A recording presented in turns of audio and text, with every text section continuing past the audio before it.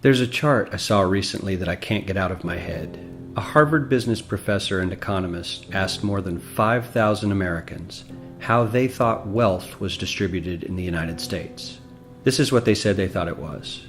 Dividing the country into 5 rough groups of the top, bottom, and middle 20% groups, they asked people how they thought the wealth in this country was divided.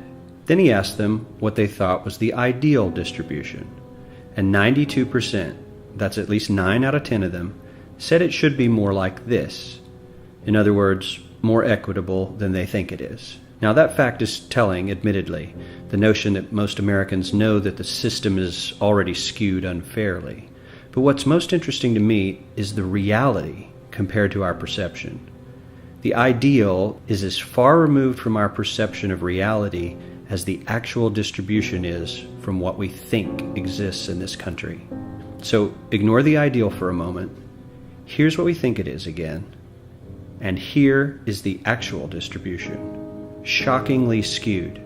Not only do the bottom 20% and the next 20%, the bottom 40% of Americans barely have any of the wealth. I mean, it's hard to even see them on the chart. But the top 1% has more of the country's wealth than 9 out of 10 Americans believe the entire top 20% should have. Mind-blowing. But let's look at it another way, because I find this chart kind of difficult to wrap my head around. Instead, let's reduce the 311 million Americans to just a representative 100 people. Make it simple. Here they are: teachers, coaches, firefighters, construction workers, engineers, doctors, lawyers, some investment bankers, a CEO, maybe a celebrity or two. Now let's line them up according to their wealth. Poorest people on the left, wealthiest on the right, just a steady row of folks based on their net worth. We'll color code them like we did before based on which 20% quintile they fall into. Now let's reduce the total wealth of the United States, which was roughly $54 trillion in 2009, to this symbolic pile of cash. And let's distribute it among our 100 Americans. Well, here's socialism, all the wealth of the country distributed equally. We all know that won't work. We need to encourage people to work and work hard to achieve that good old American dream and keep our country moving forward. So, here's that ideal we asked everyone about. Something like this curve. This isn't too bad. We've got some incentive, as the wealthiest folks are now about 10 to 20 times better off than the poorest Americans. But hey, even the poor folks aren't actually poor, since the poverty line has stayed almost entirely off the chart. We have a super healthy middle class with a smooth transition into wealth. And yes, Republicans and Democrats alike chose this curve.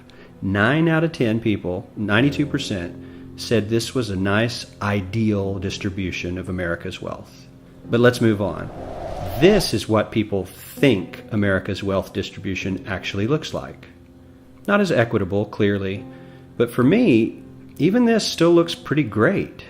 Yes, the poorest 20 to 30% are starting to suffer quite a lot compared to the ideal, and the middle class is certainly struggling more than they were, while the rich and wealthy are making roughly 100 times that of the poorest Americans, and about 10 times that of the still healthy middle class.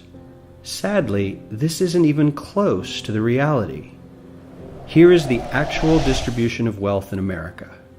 The poorest Americans don't even register. They're down to pocket change. And the middle class is barely distinguishable from the poor. In fact, even the rich between the top 10 and 20 percentile are worse off. Only the top 10% are better off. And how much better off? So much better off that the top 2 to 5% are actually off the chart at this scale. And the top 1%, this guy, well, his stack of money stretches 10 times higher than we can show. Here's his stack of cash, restacked, all by itself. This is the top 1% we've been hearing so much about. So much green in his pockets that I have to give him a whole new column of his own, because he won't fit on my chart. 1% of America has 40% of all the nation's wealth. The bottom 80%, 8 out of every 10 people, or 80 out of these 100, only has 7% between them. And this has only gotten worse in the last 20 to 30 years. While the richest 1% take home almost a quarter of the national income today, in 1976 they took home only 9%, meaning their share of income has nearly tripled in the last 30 years. The top 1% own half the country's stocks, bonds, and mutual funds. The bottom 50% of Americans own only 0.5% of these investments, which means they aren't investing. They're just scraping by.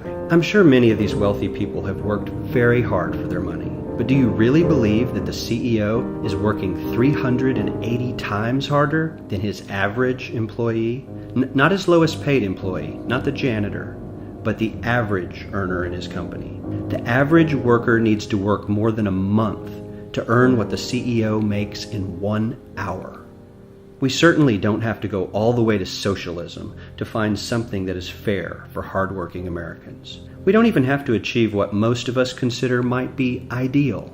All we need to do is wake up and realize that the reality in this country is not at all what we think it is.